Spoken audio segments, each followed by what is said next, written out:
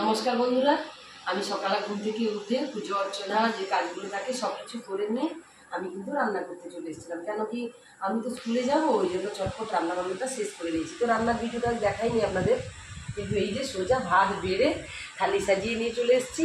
আজ কিন্তু আমাদের একেবারে অন্যরকম তরকারি, বেশি তরকারি নেই, শুধুমাত্র লাল লাল মাংসের ঝোল আর ভাত। ওই জন্য থালিও এইদিকে সাজিয়ে নিয়েছি। আর এইদিকে দেখুন আমার ছেলের জন্য আলাদা মাংস করে নিয়েছি, এটা আমার ছেলের। আর এইদিকে দেখুন আমাদের জন্য মাংস, এই যে আমাদের জন্য মাংস রান্না করেছি।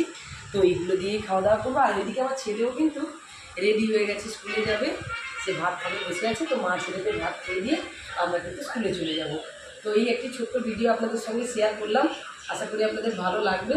আর আমার ভিডিও যদি ভালো লেগে থাকে তাহলে লাইক কমেন্ট শেয়ার করে দেবেন। আর এইভাবে আমাকে ভালোবাসা দিয়ে আমার পাশে থাকবেন, এই আশা রেখে আজকের ভিডিওটা আমি এখানে শেষ করছি। তো এখন আমি লাল লাল ঝোল দিয়ে ভাত খেতে থাকি, আর আপনারা আমার ভিডিওটা দেখতে থাকুন। আজকের মতো টাটা।